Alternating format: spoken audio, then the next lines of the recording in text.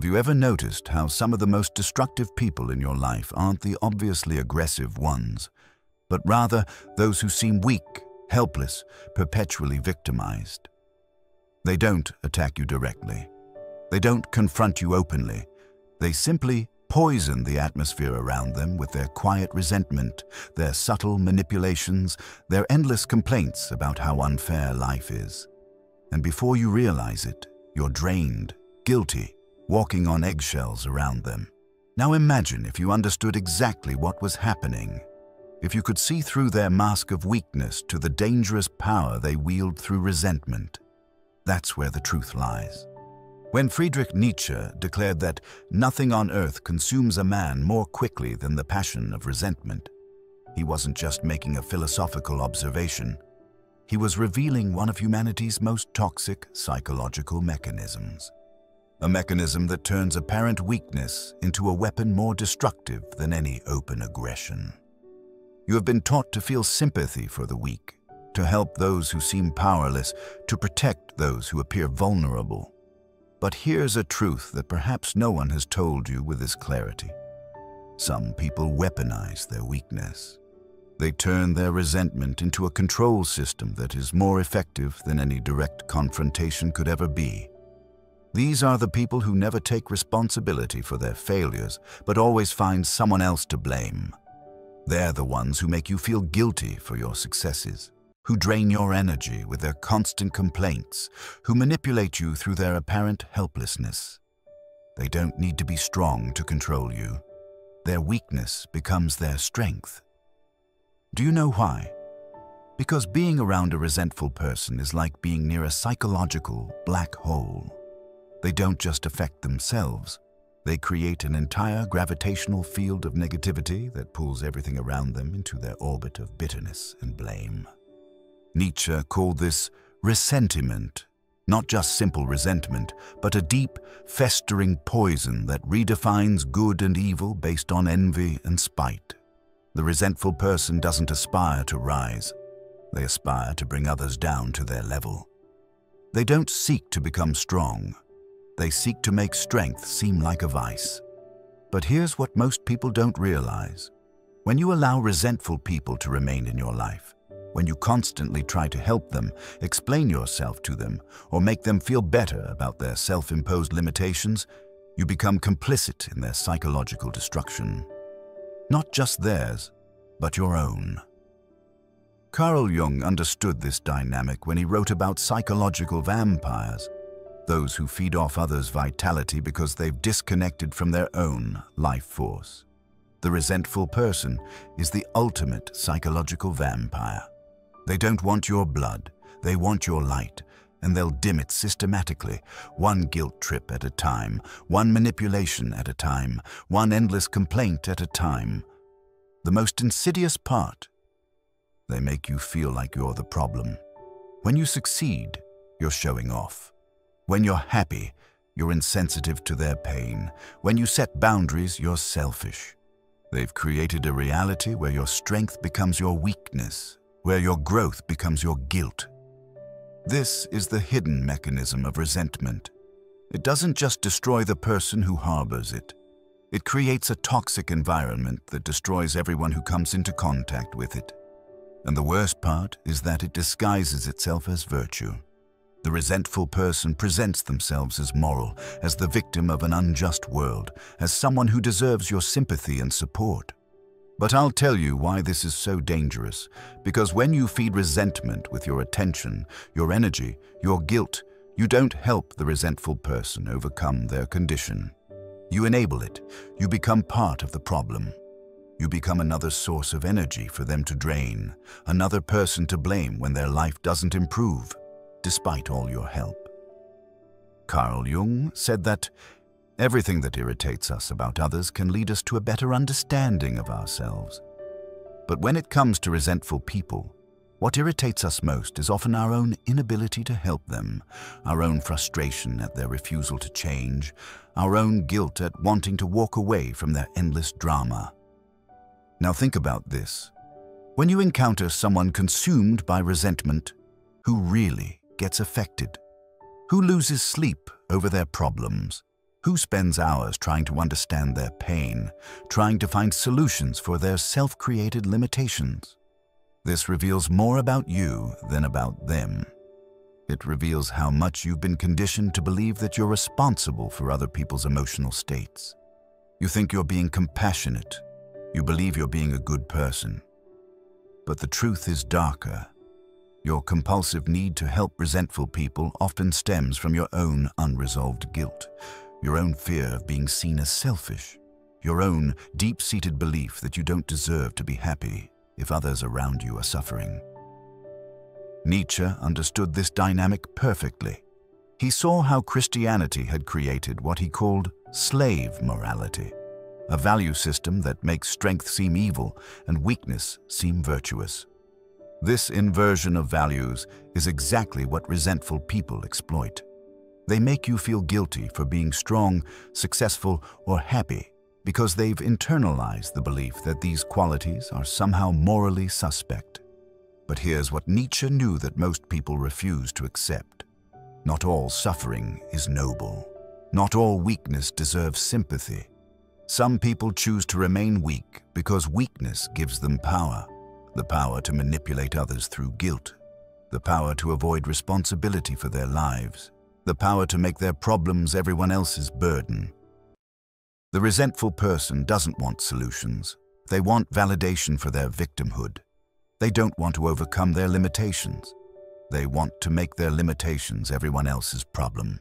They've discovered that being weak can be more powerful than being strong, because weak people get sympathy, attention, and exemption from the normal expectations of adult responsibility. And here's the cruelest point. The more you try to help someone who is addicted to their own resentment, the more they resent you, because your help reminds them of their weakness. Your strength highlights their self-imposed limitations. Your growth makes their stagnation more apparent. So they'll sabotage your efforts to help them and then blame you for not helping enough. This is what Jung called projection in its most toxic form. The resentful person projects their own self-hatred onto you. They make you responsible for their failures, their limitations, their unhappiness. And if you're not careful, you'll internalize these projections. You'll start to believe that maybe you are too successful, too happy, too strong. Maybe you should dim your light so others feel better about their darkness. But there's something even darker at work here. Resentful people don't just want to bring you down to their level. They want to prove that everyone is secretly as weak and bitter as they are. They want to demonstrate that your strength is fake, your happiness is shallow, your success is undeserved. Because if they can prove that, then their weakness becomes not just acceptable, but morally superior. Nietzsche called this the will to power in reverse. Instead of using their will to overcome obstacles and become stronger, resentful people use their will to make strength itself seem like the enemy. They've reversed the natural order of things, making failure seem virtuous and success seem suspicious. Do you know what happens to someone who lives surrounded by resentful people? They start to dim their own light. They start to feel guilty for their achievements. They start to question whether they deserve their happiness. They become smaller, weaker, more apologetic about their very existence. This is the infectious nature of resentment. It doesn't just destroy the person who harbors it. It spreads like a psychological virus to everyone in its vicinity. How many times have you downplayed your success around certain people? How many times have you felt guilty for being happy when others were struggling? How many times have you sacrificed your own growth to make someone else feel better about their stagnation? This is resentment working its poison through your system. But here's what most people don't understand. When you dim your light to make others comfortable with their darkness, you don't help them. You enable their resentment.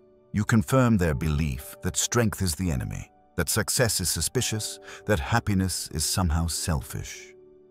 The resentful person feeds off your diminishment. Every time you make yourself smaller to accommodate their insecurity, you give them a little hit of validation. You prove their point that strong people should feel guilty, that successful people should apologize for their success, that happy people should dim their joy out of sympathy for others' misery. So I ask you now, looking into your eyes, how long will you continue to be controlled by other people's resentment?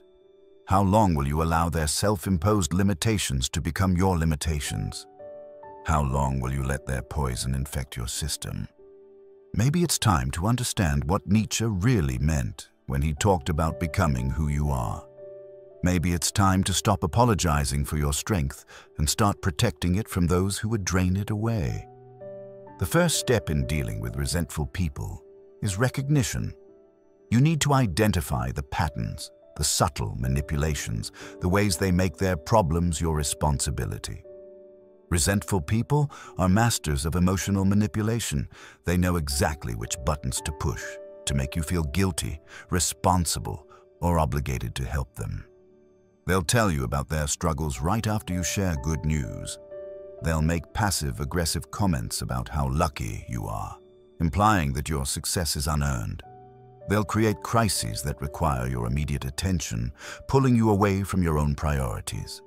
They'll make you feel selfish for having boundaries, guilty for being happy, responsible for their emotional state.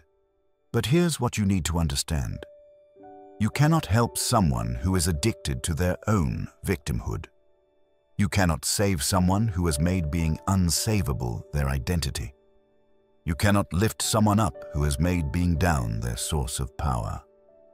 Jung understood this when he wrote about the shadow, the parts of ourselves we refuse to acknowledge. Resentful people have made their shadow their entire identity. They've embraced their weakness, their bitterness, their envy as core parts of who they are.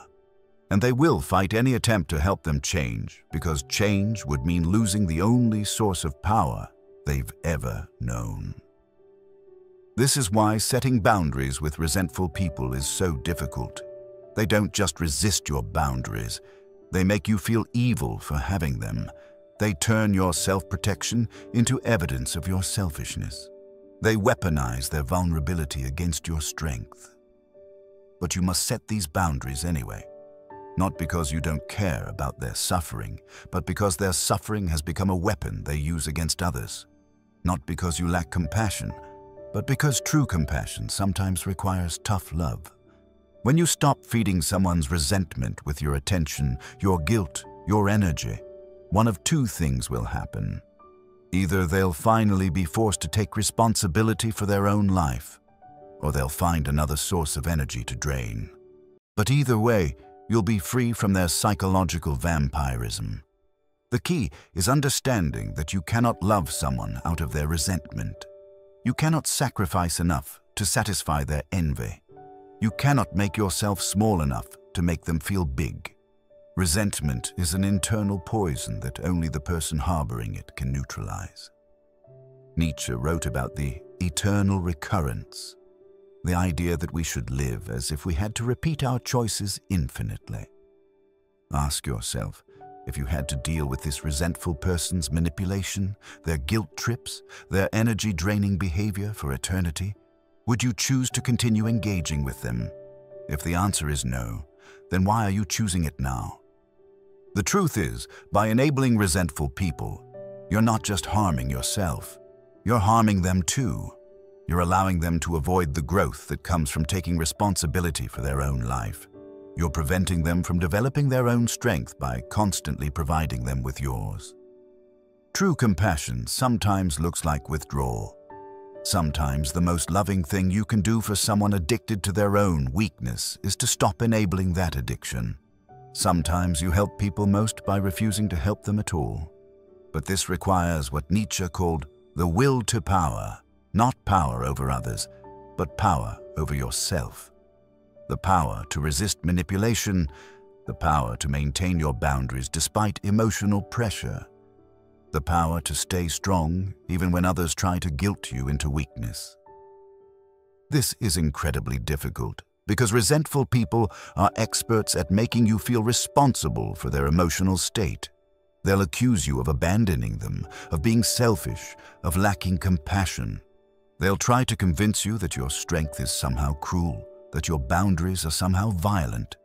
But remember, a drowning person will try to drag their rescuer under the water. Not out of malice, but out of panic. Resentful people do the same thing psychologically. They'll try to drag you down into their emotional drowning, not because they want to hurt you, but because they're panicking about their own psychological survival. The solution is not to avoid the water entirely, but to learn how to swim so well that you can't be pulled under. You need to develop what Jung called psychological sovereignty, the ability to maintain your own emotional center, regardless of what others are feeling or demanding. This means learning to say no without guilt, learning to succeed without apology, learning to be happy without dimming your light for others' comfort, learning to protect your energy from those who would drain it away. But most importantly, it means recognizing that you are not responsible for other people's emotional states. You are not obligated to make weak people feel strong, to make bitter people feel sweet, to make resentful people feel grateful. Your job is to live your own life fully, authentically, powerfully, and let others do the same. When you stop being available as an emotional dumping ground for resentful people, something profound happens. The energy you are wasting on their problems becomes available for your own growth. The mental space you are using to manage their emotions becomes free for your own creativity. The emotional bandwidth you are spending on their drama becomes available for your own joy. When you finally break free from the gravitational pull of resentful people, something profound begins to happen. First comes the guilt, an uncomfortable guilt that whispers you're being selfish, that you're abandoning people who need you, that you're becoming the cold, heartless person they always said strong people were. But gradually, this guilt transforms. It begins to reveal itself as what it really was. Not moral sensitivity, but psychological conditioning. The guilt that comes from refusing to be drained by others' resentment is not your conscience speaking. It's their manipulation still echoing in your mind. And then comes clarity. The fog of confusion that surrounds resentful people begins to lift. You start to see how much of your energy was being consumed by their psychological vampirism. You realize how much smaller you had made yourself to accommodate their insecurity. You understand how much of your light you had dimmed to make them comfortable with their darkness. Carl Jung said that individuation, the process of becoming who you truly are, requires you to reclaim the energy you've scattered in trying to manage other people's emotions. When you stop feeding others' resentment with your vitality, that vitality returns to you. It becomes available for your own growth, your own creativity, your own joy. The people who feel threatened by your new boundaries will reveal exactly how much they depended on your weakness to maintain their sense of power. They'll accuse you of changing, of becoming heartless, of losing your compassion. But what they really mean is that you've stopped being useful to their resentment. And that is liberating. You will lose people who only valued you for what you provided. Emotional validation, energy they could drain, a target for their projections. But you will find yourself. You will reconnect with your own strength, your own light, your own capacity for joy without guilt. You'll discover something Nietzsche knew, that true power doesn't come from making others weak, but from becoming so strong that others' weakness can't pull you down. True compassion doesn't mean sacrificing yourself for others' comfort, but living so fully that you inspire others to do the same. When you are no longer available as a dumping ground for resentment, you become a beacon of what's possible. You show others that strength without apology is possible, that success without guilt is achievable, that happiness without dimming your light is your birthright. But here's something even more profound that happens when you free yourself from the gravitational pull of resentful people. You begin to attract different kinds of relationships. The energy you are spending on managing others' resentment becomes available to nurture connections with people who celebrate your growth rather than resent it. People who inspire you to reach higher rather than guilt you into staying small. Nietzsche understood this when he wrote about surrounding yourself with those who have what he called noble spirits. not people born into nobility, but those who have chosen nobility of character. These are individuals who have faced their own struggles without turning them into weapons against others. They've transformed their pain into wisdom, their challenges into strength, their setbacks into comebacks. When you stop tolerating resentment in your inner circle, you create space for people who will push you toward your highest potential. You attract relationships based on mutual growth rather than mutual imitation. You find companions for your journey toward greatness rather than anchors trying to keep you trapped in mediocrity. This is the ultimate freedom from the dangerous power of weak people.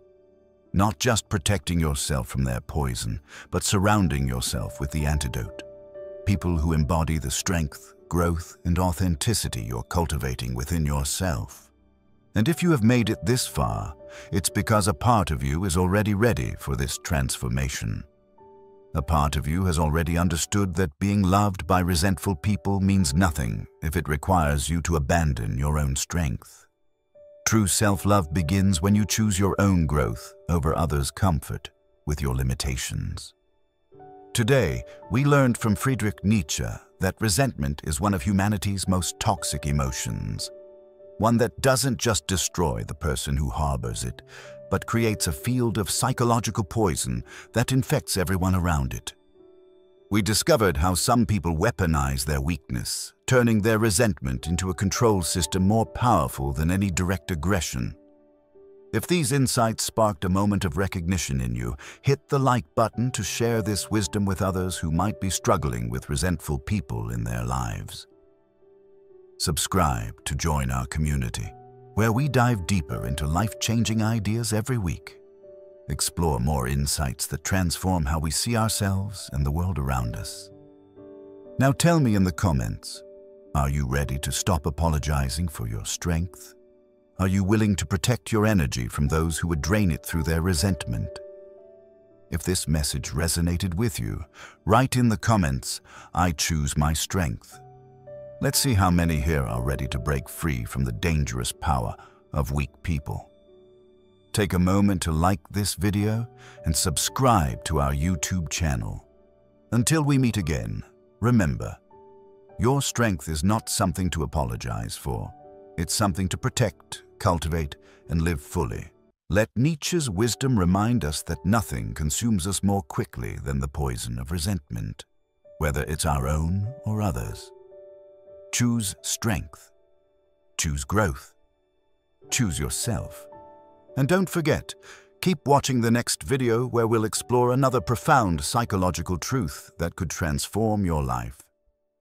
See you there.